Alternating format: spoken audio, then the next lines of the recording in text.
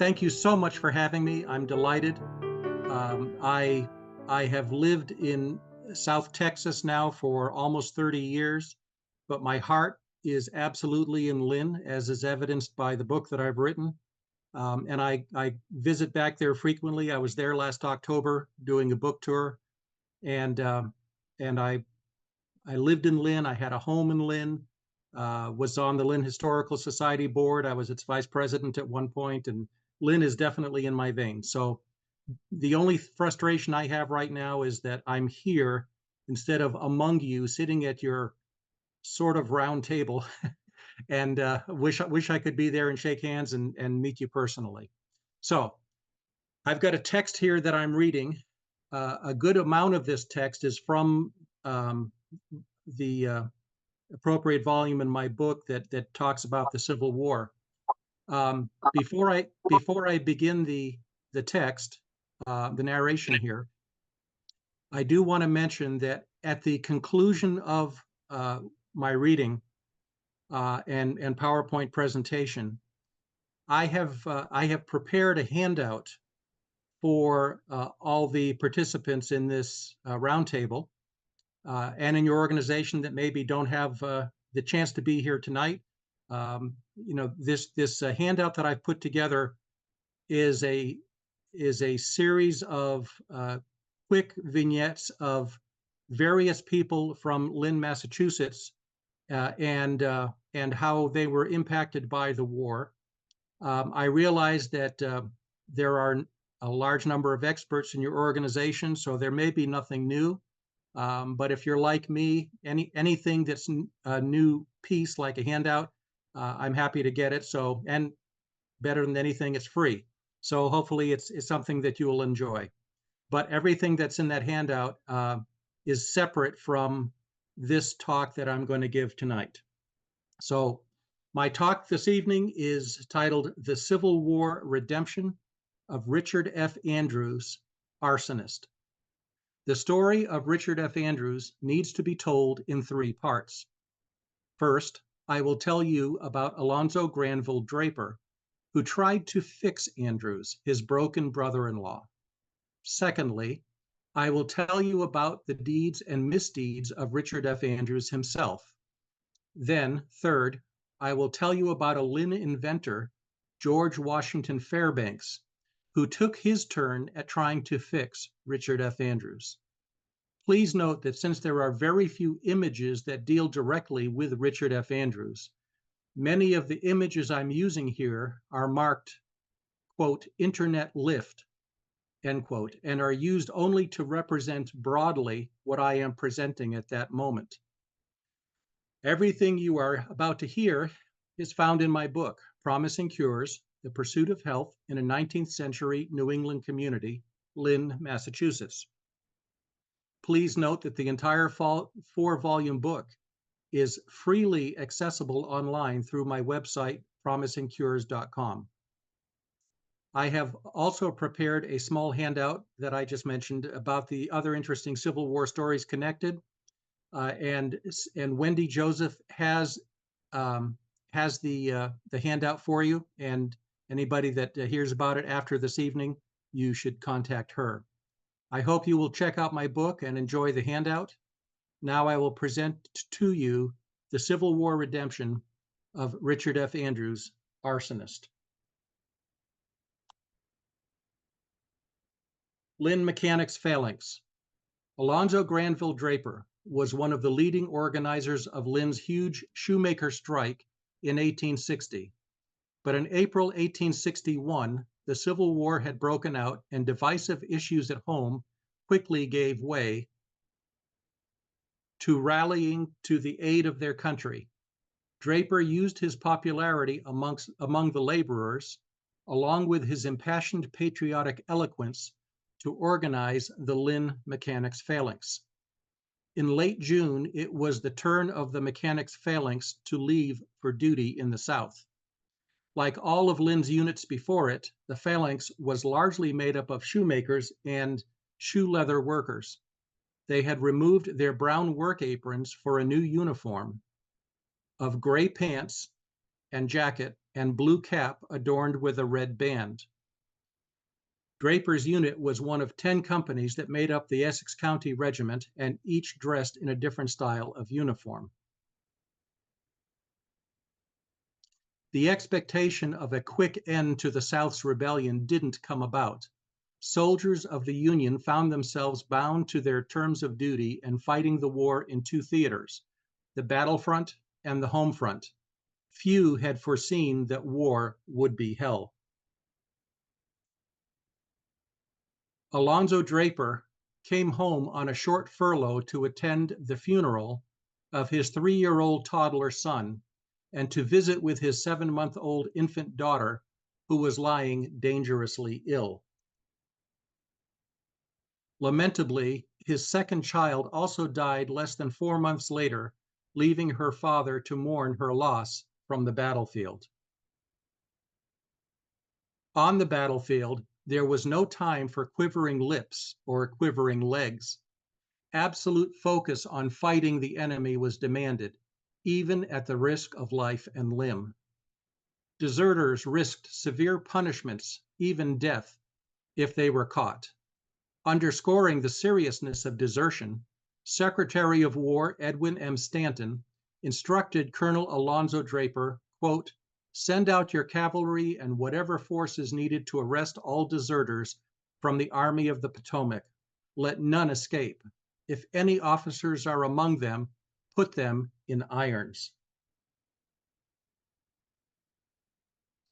Alonzo Granville Draper had moved through a series of promotions and units until he reached the rank of colonel in charge of the 2nd North Carolina Colored Volunteers, which was almost completely made up of former North Carolina slaves.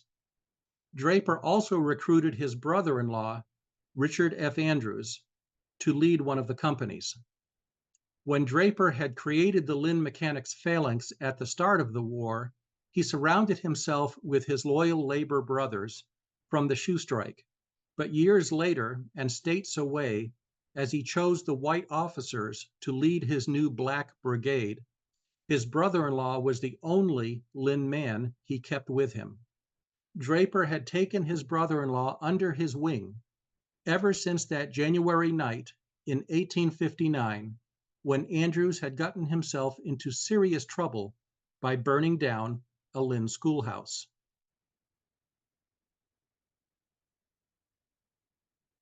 Richard F. Andrews had known better than to get in trouble with the law. He grew up in the house of the jailer of Suffolk County, his own father, the turnkey who locked and unlocked the jail cells.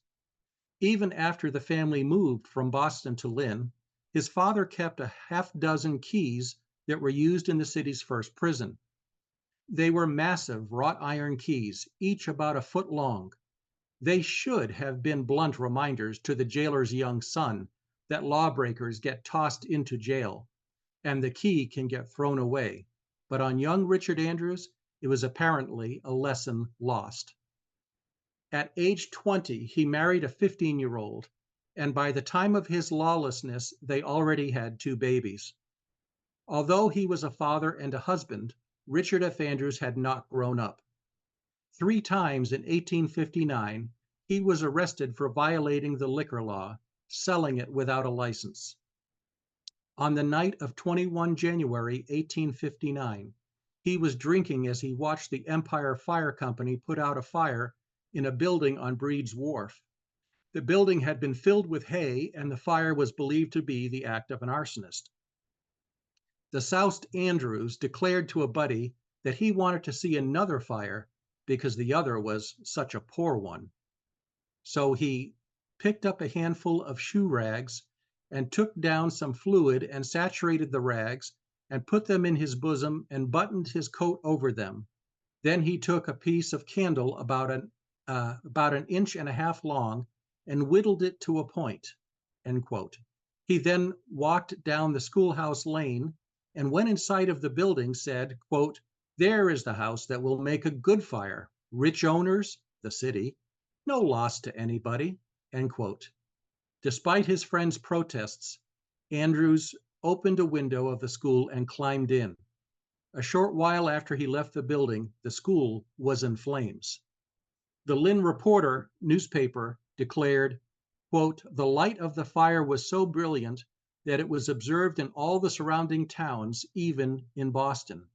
We hope the rascals who perpetrated such dastardly acts will be sought out and brought to punishment." Months after the fire, the police were able to make the nervous friend a cooperative witness. He put the finger on the arsonist. Andrews absconded to Unity, Maine to avoid prosecution, but City Marshal Thurston followed him there and got his man. When the marshal hauled his prisoner into Lynn's police court for questioning, such a large number of people had shown up to watch. The interrogation had to be relocated to the Common Council chamber because it was so much larger. The justice of the police court ordered the prisoner held on $2,000 bond, which his father posted. Although not a lawyer, Draper had taken responsibility to defend Andrews in court and was apparently persuasive because the 3 counts of violating the liquor law and the felonious charge of, quote, burning, end quote, were all dropped, or at least not prosecuted. It was more than coincidence that Andrews enlisted into the 1st Massachusetts Heavy Artillery and was placed in Company C. Draper was in charge of it. When Draper was given command of black soldiers, he brought along his brother-in-law the only way he could, by arranging for his promotion to making him a white officer in the Black Brigade. He probably watched after his brother-in-law in the military as a favor to his own in-laws, who had their son Richard's wife and children living with them while he was at war. Plus, Alonzo Draper and Richard Andrews were apparently genuinely good friends. Each named their first son after the other man. So there they were, a former leader of a shoe strike and a former law-breaking brother-in-law, far from Lynn, leading a band of former slaves to fight against an army that hated them all. They all had a lot to prove.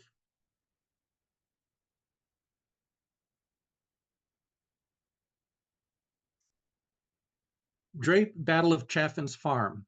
Draper and Andrews had fought together in other battles like Spotsylvania, while both were attached to the 1st Massachusetts Heavy Artillery.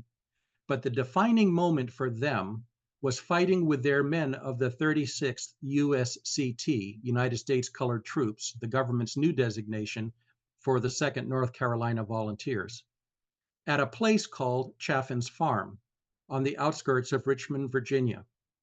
On the 29th of September, 1864, Draper led his 2nd Brigade through 800 yards of dense fog, open terrain, swampland, and enemy-made obstacles, all before reaching the enemy. Previous repeated assaults by another brigade of black soldiers had failed, and they took very heavy casualties. Draper was then ordered to try again with his brigade of 1,300 men. He ordered the 5th USCT to lead the assault on the rebels who were hunkered down behind their earthworks, just itching for the Yankees to run towards them for half a mile. Following the 5th was the 36th, including Andrews and his Company D, followed in turn by the 38th. Draper had not put his brother-in-law in the back of the attack, but he wasn't on the front lines either. The brigade was ordered to fix the bayonets onto their rifles. If they made it to the enemy, the bayonets would be essential. Few of the bayonets of the 5th USCT met their mark. Most of the front rows of Draper's black phalanx were mowed down before they got to the enemy. Draper later reported that the men were falling by the scores. Hundreds of troops were killed, wounded, missing, or captured. No black regiments suffered more casualties on that day. 4 black soldiers of the 5th each took command of their respective companies after all the white officers had been killed or wounded in the attack. The 36th started to look like it was the front line as they continued to move forward past the fallen soldiers of the 5th Regiment. Andrews had been suffering from, quote, bilious remittent fever, end quote, which is malaria, for 2 months and was, quote, scarcely able to walk, end quote. So he had been excused from duty before the battle began, but he would have none of it. He got on his horse, rode up to a pine copse, dismounted, and, apparently running on adrenaline, led his men in a charge on foot. They reached the swamp about 25 yards from the enemy's guns.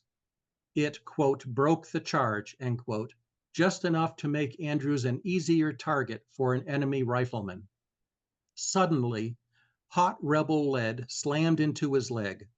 A bullet had entered on the right side of his right knee and drilled upwards into his quadriceps muscle, 10 inches above his kneecap. It was clearly the end of the battle for Lieutenant Andrews. As he lay crumpled on the ground, bleeding and in excruciating pain, bombs and bullets whizzing overhead, and black comrades running by and thudding to the ground, the only question remaining was whether the wound would make him a discharged hero, a prisoner of war, an amputee, or a corpse. The next day, the burying party removed 192 dead bodies out of the swamp and 32 more from the creek that ran through it. But Richard F. Andrews wasn't part of the body count. Though wounded, he survived.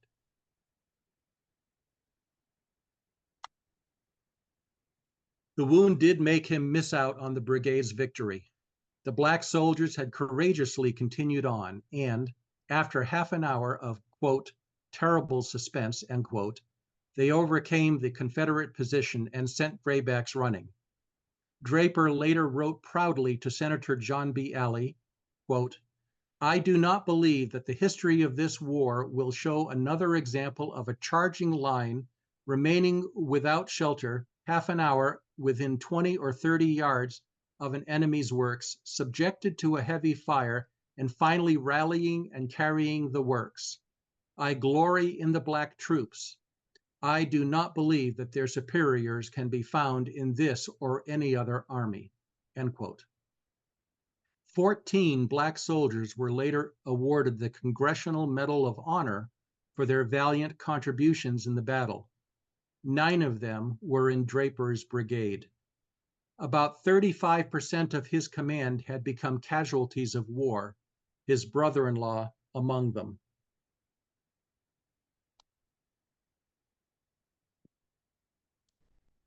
Andrew's medical leave kept getting extended due to a continued pain and wound drainage, plus the knee joint had partially ankylosed, which means stiffened as if the knee bones had fused. On 8 November 1864, he received a leave of absence that allowed him to go home to Lynn to continue his recuperation in the care of his wife and mother. While at home, invalided, as the record says, by the gunshot wound in his right knee, he went to the Lynn photography studio of William R. Appleton to have his picture taken. He looked relaxed in his carte de visite photograph, but gaunt from the rigors of bilious remittent fever. He had an air of sober maturity as he sat erect in his army frock coat with its new captain's bars, a promotion initiated by his brother-in-law for his heroic actions at the Battle of Chaffin's Farm. His minor shift of the hips revealed the discomfort of his wound. His right hip was at the edge of the seat, and his right leg was discreetly stretched out in order to favor the knee that did not want to bend. Andrews looked like the man he hoped the folks at home would remember, the one he had become rather than the one he had been. Despite the wound, only the captain in the photograph would get to stay home. The one of wounded flesh and bones still had to return for service that was far from over. Brave black men and white men had combined in common cause and united at Chaffin's Farm in a single objective that resulted in many wounds, deaths, and prisoners on the battlefield that day. When regiments of men fought together and camped together, ate the same foods, drank the same water, and shared the same tents and latrines, their fates were also often intertwined. Soldiers in the 1st Massachusetts Heavy Artillery were almost as likely to be killed or wounded as the soldiers from the 8th Massachusetts Infantry were to stay healthy. Of over 2,000 regiments in the Union Army, the 1st Massachusetts Heavy Artillery sustained more casualties than all but 14 other regiments, while the 8th had passed through the war almost completely without casualties.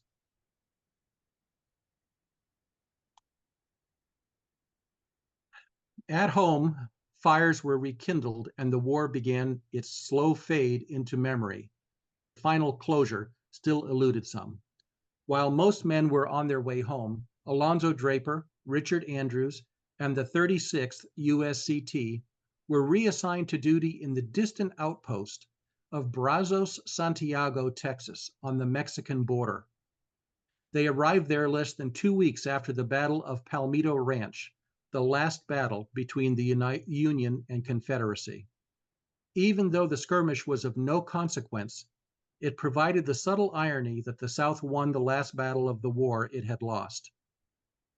Only after Draper, Andrews, and their black troops arrived at the southernmost point in the reconstituted Union did the blacks of Texas learn that they were free. The proclamation was read to slaves on Galveston Island on 19 June 1865, 2.5 years after President Lincoln had abolished slavery. The war had officially ended at Appomattox, but like slavery, the dying had not. Lieutenant Richard Kingston died of illness in North Carolina on June 9th, months after Lee signed the surrender. Otis Newhall, the patriot father who gave all 5 of his sons to the cause, waited to hear what happened to 2 of them. One of them was never heard from again after going missing during the Second Battle of Bull Run. In February 1865, Newhall finally received a letter that his other missing son had written from Andersonville Prison back in June 1864. Almost 4 months after Otis received the long overdue letter, Gardner Tufts had the onerous duty of telling him that his son had died in the prison 8 months earlier. Closure came for Otis Newhall, but only by killing off hope. The Amblers experienced the same delayed grim news about their son, Lieutenant Samuel C. Ambler, Jr. Word finally came in late June that he had died the previous November at Honey Hill, yet one more of the legion of God-forsaken battles that ended so many lives without really accomplishing anything. Okay, so Stray Bullet. The final chapter had not yet been written for the brothers-in-law, Draper and Andrews. They had been reassigned to serve their country within view of Mexico. They were wearing heavy brass. Draper had become a brevet brigadier general, and Andrews was a captain. But instead of making war, their assignment in southern Texas was only to keep peace. There were few inhabitants to keep the peace with. The 1860 census for Brazos, Santiago, where they were stationed, recorded just 79 people. In late August 1865, Brigadier General Draper was especially relaxed as he took a ride on his horse because he had no duty or obligations to fulfill. He had just been relieved of his command at Brazos, Santiago, and was appointed to command a post at Indianola further up the coast and nearer Houston. While the general was, quote, riding leisurely along, end quote, with an orderly riding behind him, Draper suddenly fell from his horse. The orderly rode up and found that the general had been shot in the back, yet the orderly heard no gunshot. It was a terrible, freakish accident. Some soldiers had been practicing target shooting about a half-mile from where General Draper was riding, and a stray bullet flew past all targets and hit him in the back. Rather than bore completely through his body, the far-spent bullet only had enough velocity to lodge in the general's spine. Over the next few days, Draper passed from consciousness to delirium to death. The men at the firing range were, quote, overwhelmed with regret, each feeling that he might have been the innocent cause of the terrible affair, end quote.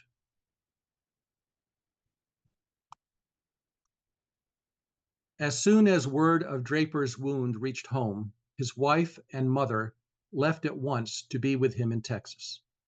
When they arrived in New Orleans, however, they received word of his death, quote, and returned sadly to their darkened home, knowing that they would never more behold the responsive face of their loved husband and son, end quote.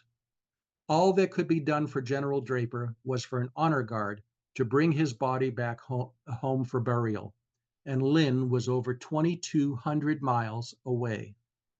The men selected to the honor of guarding the general's body safely home were Captain Algernon Draper, his younger brother, who also served under him, and his brother-in-law, Captain Richard F. Andrews.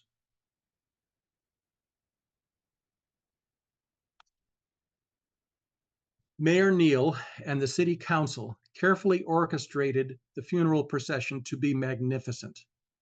It started off with a military escort consisting of the two companies in the 8th Massachusetts Regiment that had been formed from the city's beloved Lynn Light Infantry and Lynn City Guards militia groups. The 11th Unattached followed them, and all of the troops marched with arms reversed in respect and honor of the departed.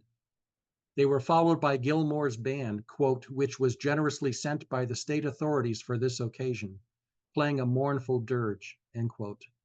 The funeral carriage bearing the remains came next, quote, festooned with red, white, and blue silk, end quote. The casket was surrounded by flowers and covered with black cloth studded with silver stars. The American flag draped over the coffin lid. Two black horses with heads adorned in black and white plumes pulled the bedecked carriage, and each horse was led by one of Lynn's black citizens. The hearse was followed by carriages containing the pallbearers, which consisted of 3 generals and 5 colonels, then by family and relatives of the deceased. Following them were members of the city government, the Boston Brigade Band, then several past Lynn mayors. Following the political dignitaries at the end of the procession was, quote, a large delegation from the Lynn Veteran Association, bearing a silk flag draped in mourning, end quote. The funeral procession was grander than the parade for the returned soldiers on July 4th that had been disappointing and lacking in some respects. Now just about everyone was back, and everyone marched. General Draper's funeral not only brought closure to his family and friends, but also to the rest of Lynn. The Civil War was over. Draper's bullet was the city's last mortal wound. Captain Richard F. Andrews had fulfilled his assignment, but duty still called. Though at home with his wife and children and parents, he knew from the moment he left Brazos, Santiago, that he had to return there, as his orders stated, with as, quote, with as little delay as possible. Alone in the wilderness. 7 months later, Andrews reached out from his lonely outpost on the, quote, sand island, completely cut off, as it were, from the civilized world, end quote. He wrote to one of the Lynn newspapers, quote, I have but few correspondents at Lynn, end quote. Maybe the folks back home still had not forgiven him for his drunken, expensive torching of their schoolhouse. More likely, the prolonged absence made the list of correspondents dwindle as they got busy with their lives, leaving the homesick soldier out of sight and out of mind. Andrew's minimal correspondence to the newspaper was probably due to the same cause expressed in the letter of another from the same regiment. Quote, it is hard work to write when there is nothing to write about, end quote. Hope for healing. Richard F. Andrews finally got to return home from southern Texas in October 1866, but his wounded knee was a daily reminder of the Battle of Chaffin's Farm. Shortly after his return, his wife tried to raise money as a healing medium, but she and the spirits couldn't relieve her husband's discomfort or incapacitation. Richard, or somebody on his behalf, went over to George W. Fairbanks' West Lynn business and purchased one of his magneto-electric machines. According to the label Fairbanks had pasted on the underside of the box lid, the crank could be turned to cure nervous diseases like neuralgia, tic douloureux, and toothache. Maybe, just maybe, it would reduce the stiffness in Andrew's knee or take away some of the nerve pain. Hope for healing. The little miracle box was sturdy and handsome. It was designed to be an acceptable ornament in a home's decor, a well-crafted box of cherry wood, and inside revealed technology that fascinated, soothed, and even amused. It was one of the earlier machines to be found in homes, along with clocks, sewing machines, and assorted kitchen gadgets. Fairbanks put everything he knew into making his product. He had almost certainly learned about box making from his father, a cabinet maker who was engaged somewhat extensively in the manufacture of wooden clock cases and fancy boxes, end quote. He had some knowledge of science from working a few years at the Smithsonian Institution for Joseph Henry, one of the country's leading experts on magnetism and electricity. And he learned about the new home version of magnetoelectric machines from the time he spent making them with and for Ari Davis in New York City. Davis sold his patent right to Jerome Kidder, who in turn sold them to William Burnap. Fairbanks continued to make the machines for Burnap in New York City and then in Lowell, Massachusetts. In 1861, Fairbanks came to Lynn and began making his own version of the machine that he had been building for others over the previous decade. The mechanisms and boxes he made, first as an employee and later as an entrepreneur, were extremely similar right down to the lining paper and wood stain. Apparently trying to avoid patent infringement lawsuits, Fairbanks made one thing noticeably different. Instead of using the brass reinforced corners like the model he was copying, he created intricate double corner rabbet joints for each of his box corners, a skillful woodworking maneuver he had probably learned from his father. He made his machine at the Bay State Mills, a Lynn company producing veneered doors and decorative fretwork by jigsawing and wood turning. Fairbanks' access to the mill's machinery to create his magnetoelectric devices suggests he was either an employee or rented space and time on the machines. Burnap, his former employer, fumed and warned the public in an instruction guide for his patented machine that Fairbanks' product wasn't genuine. Quote, as there is a machine manufactured and palmed off, as the original patented Davis and Kidder machine, you will be particular to observe that all genuine machines are enclosed in a brass-cornered patent also box. All infringements will be prosecuted. Perhaps the threat of legal action made Fairbanks cease and desist. It was said that he took up work as a shoe cutter and a carpenter, quote, at intervals while his business was unsettled, end quote.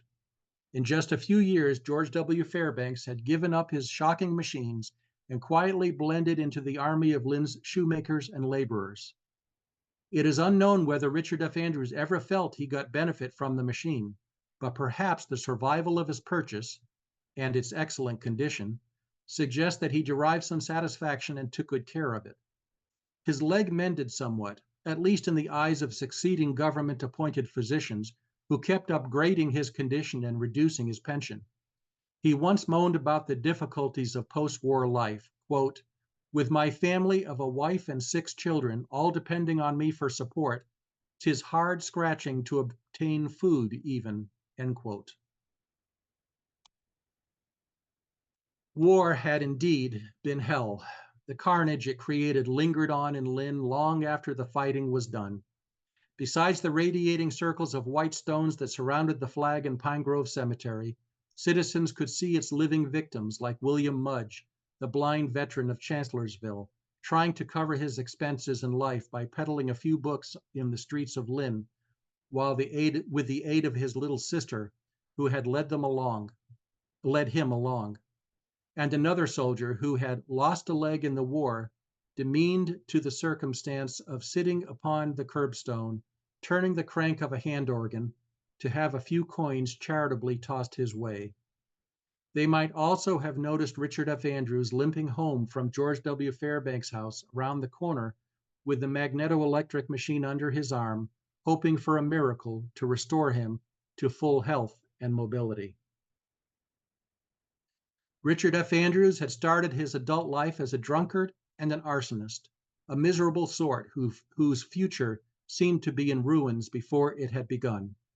The War of the Rebellion turned out to be a different trial by fire for him, one that reshaped his character and became his penance, his redemption, and, almost, his executioner. In less than 30 years, he had lived several lives, that of a criminal and a hero, an arsonist and a patriot. It did him no good to look back, but the painful limp in his leg never allowed him to forget.